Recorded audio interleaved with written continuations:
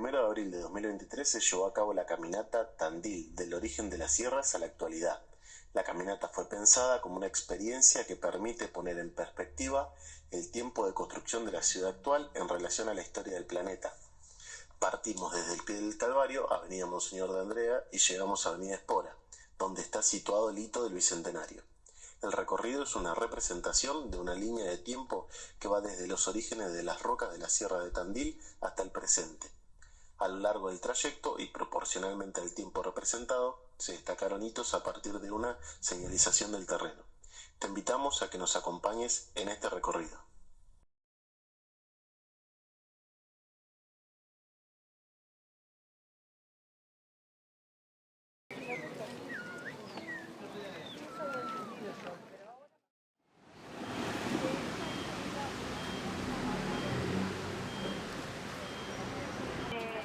Tirar un dato que sirve para ir dimensionando esto, ¿no? En cada milímetro que avanzamos, ¿cuántos años les parece que estamos representando?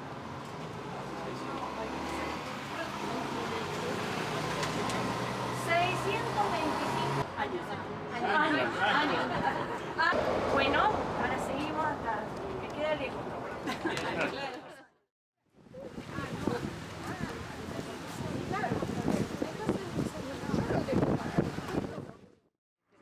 Las primeras plantas terrestres, llamadas briófitas. ¿Ven el cartel? Sí. Ya más de la mitad del trayecto. Así que nosotros nos imaginamos, ¿no?, a las plantas con flores, que sabemos hay un vaso que conduce, el azúcar o el agua. Bueno, ellos no, ellos son mucho más antiguos, son muy importantes porque justamente al no tener vasos de conducción, la vida inició en el agua, ¿no? Como toda la vida viene del agua. Estos fueron de los primeros organismos, después de las algas, capaces de vivir en un ambiente terrestre, con muy poca necesidad, ¿sí? Al no tener vasos de conducción, pueden tomar de ambientes húmedos directamente el agua, el dióxido de carbono con lo que fotosintetizan, y los nutrientes del lugar donde se encuentran. Por eso lo encontramos nosotros en las piedras. O si vemos un lugar más o menos húmedo, también podemos encontrar mocos, que luego, junto con los líquenes, son muy importantes en la formación del suelo. Vieron que están en lugares donde no hay tierra muchas veces. Bueno, porque cuando se descomponen, ellos forman la primer capita de materia orgánica donde una semillita o donde otros organismos pueden sembrarse y de ahí que la vida se vaya desarrollando, ¿no?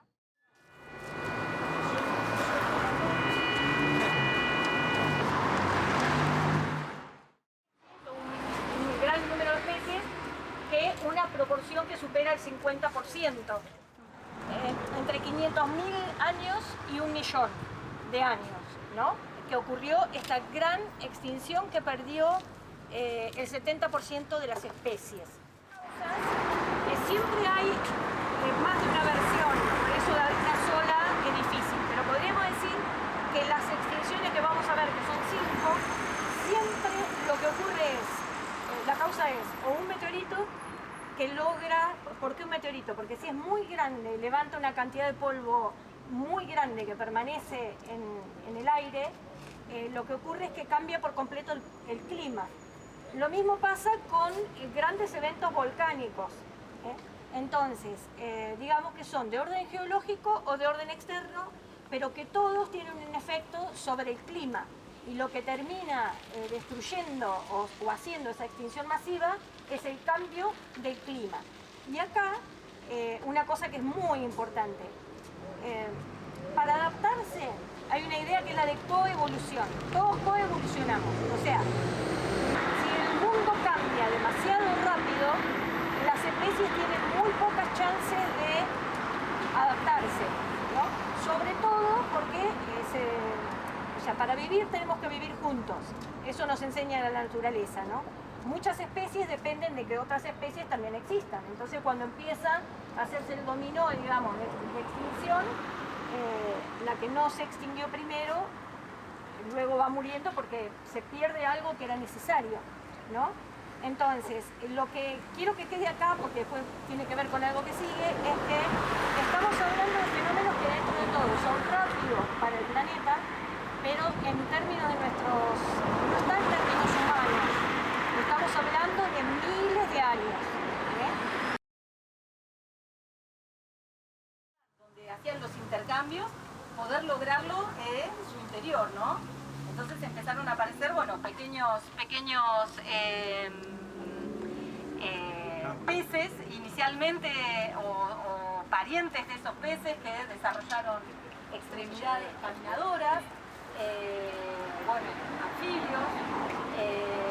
Imagínense los animales en el agua, los huevos en la naturaleza, en la tierra, tienen que tener toda otra cobertura para que esos huevos puedan sobrevivir. Entonces empieza a haber desde esas adaptaciones iniciales un montón de formas diferentes que son las que nosotros empezamos a conocer, ¿no? Más cercanos a lo que vemos actualmente, ¿no? Así que bueno, bienvenido al ambiente terrestre, ¿no? A todo lo que caminamos, cuando arranca la vida incluso, permaneció en el agua. Ahora el agua mantiene en los organismos esa agua primigenia, digamos, dentro de sus organismos y desarrollan adaptaciones para conservarlo en su interior.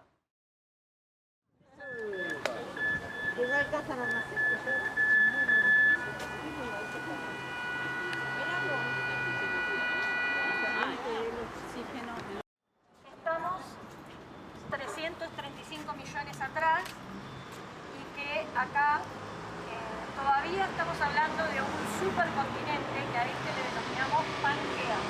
Esto quiere decir que lo que era tierra emergida formaba todo parte de una sola masa continental. Es decir, hasta acá nosotros caminamos más o menos igual, o sea, el planeta entero.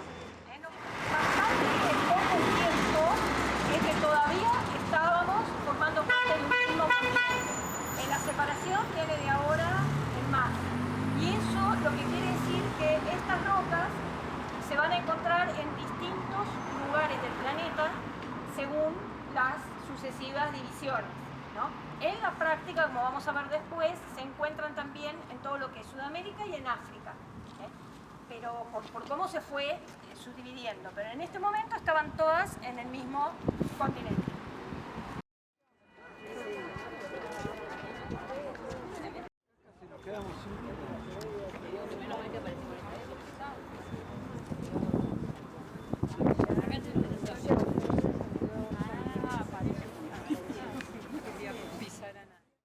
Que poblaron la Tierra de muchísimos años. Bueno, el Jurásico, principalmente en el Jurásico y en el Cretácico después. Bueno, ¿qué decir de los dinosaurios? Ya lo conocen, pero sí una cosa, los grandes eventos de extinción están relacionados con las grandes radiaciones de especies posteriormente. Los dinosaurios, bueno, arrancaron, nosotros, esto para todos, ¿no? Nunca convivieron los humanos con los dinosaurios.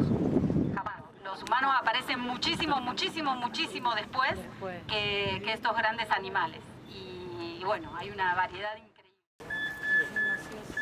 Esta es la extinción de los dinosaurios.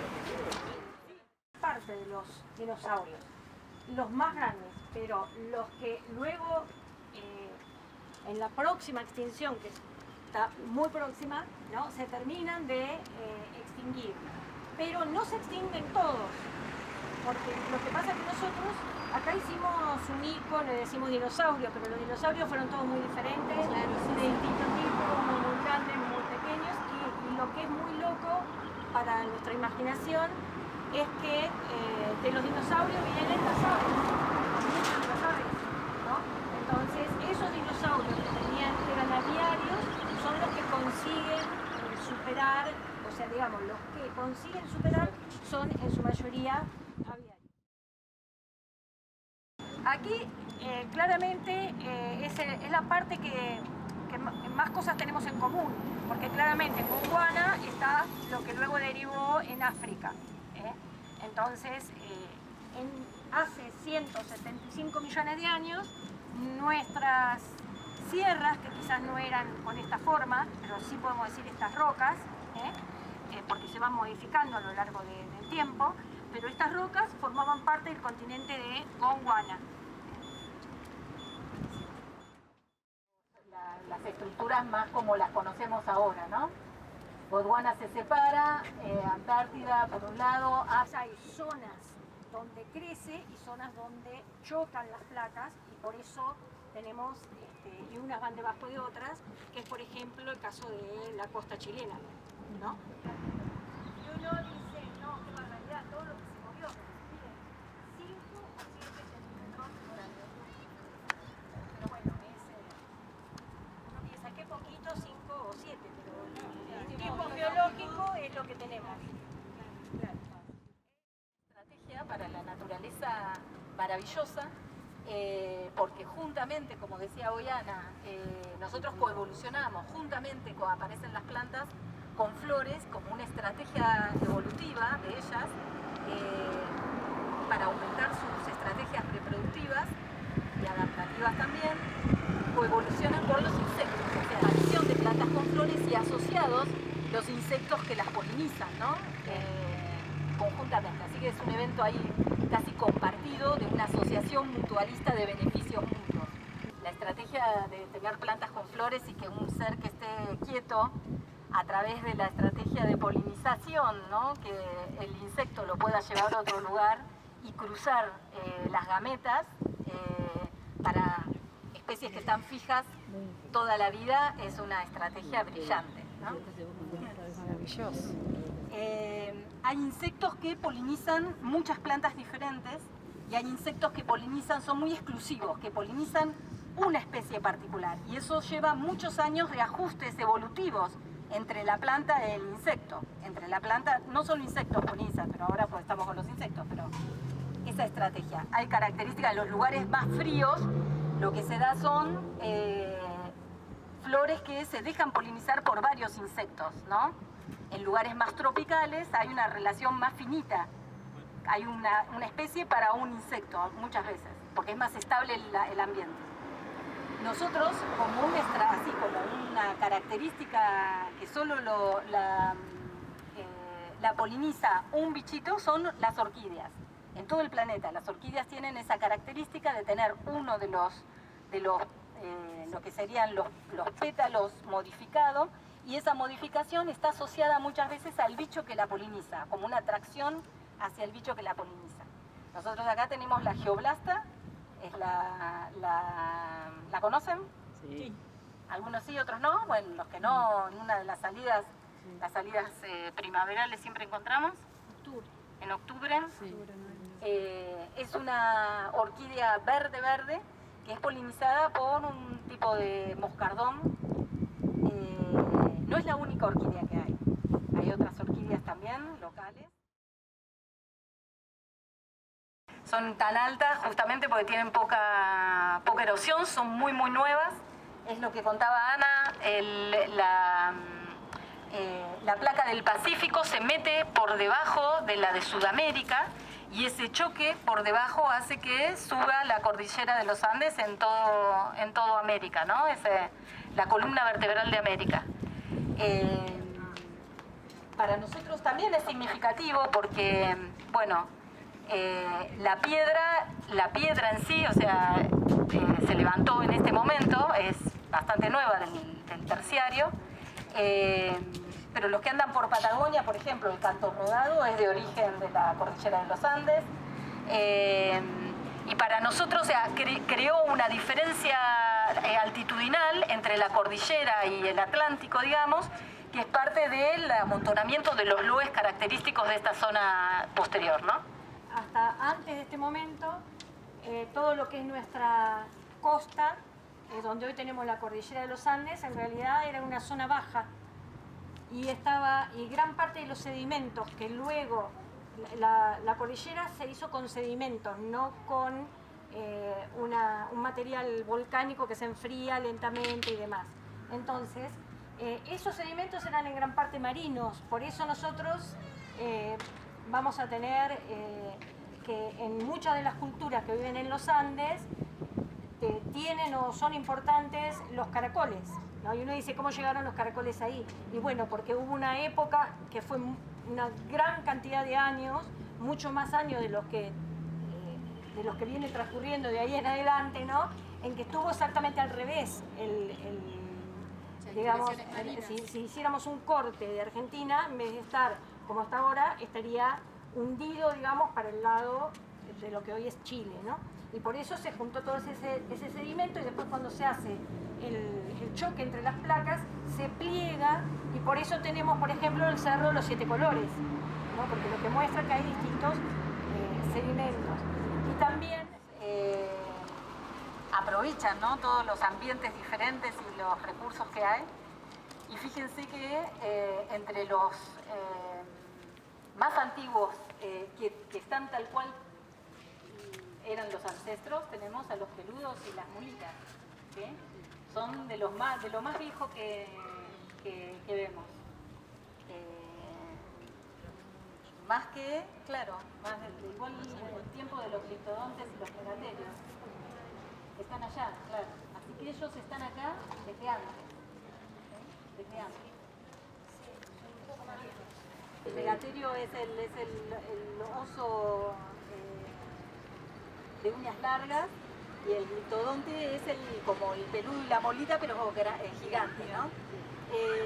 Bueno, ahora que va a haber dinosaurios acá, ¿no?, en esta avenida, ¿por qué no hay dinosaurios acá? Y sí hay en Necochea. Bueno, porque justamente los dinosaurios son del secundario, son del periodo secundario. Los criptodontes son del cuaternario, de la época de hielo. Después aparece la época de hielo, pero es de otro periodo. Los dinosaurios, para nosotros tener dinosaurios tendríamos que tener como ese sedimento, que sí hay en Patagonia. En Patagonia no hay cuaternario arriba, acumulado. O sea, pasan las eras y pasa el tiempo, se va acumulando, se muere un bicho, queda ahí, se tapa de más, o sea, lo que haya de sedimento, y millones de años después aparecemos nosotros buscando algo y encontramos lo que estaba ahí. Pero acá había, o sea, la roca precámbrica, ¿no?, de la sierra quedó ese estado cristalino tan antiguo, está en la superficie. Entonces, hace 23 millones lo que aparecen son los ancestros de los ñandúes.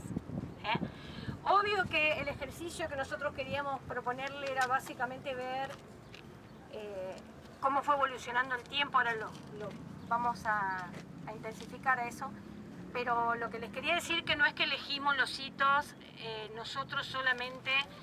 Lo único que uno podría poner acá es lo que se nos ocurrió a nosotros, es nada más que ejemplos. Si cada uno busca lo que quiere ubicar más o menos en esta avenida usada como línea del tiempo, lo podría ubicar de la siguiente manera.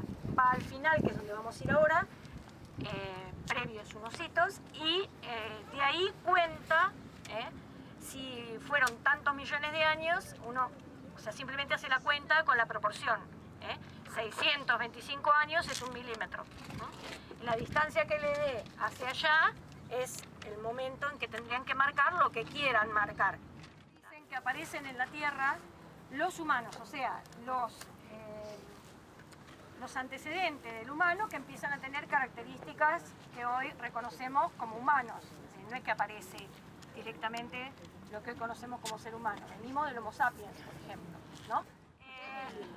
Bueno, 15.000 años, se sabe, hay acuerdo, hay otras teorías y demás, pero acuerdo hay en que 15.000 años tiene en América. Más allá de que hay distintas teorías, ¿tá?, pero lo cierto es que en el partido de Tandil está probado que hubo ocupamiento humano, ocupación humana desde 14.000 años.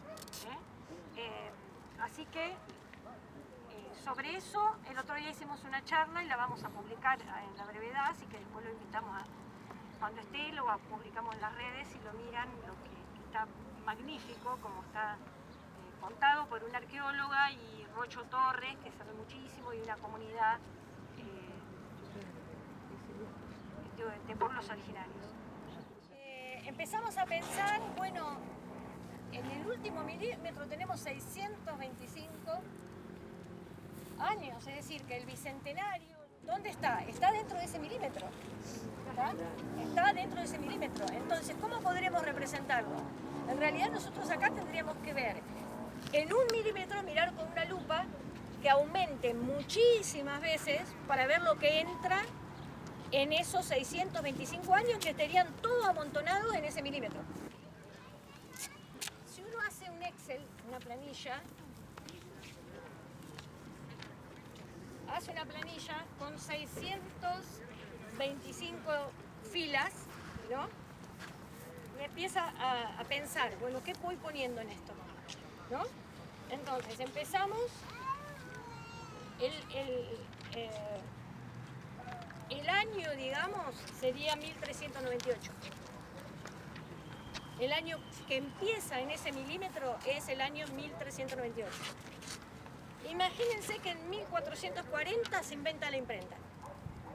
O sea, la imprenta se inventó en el último milímetro.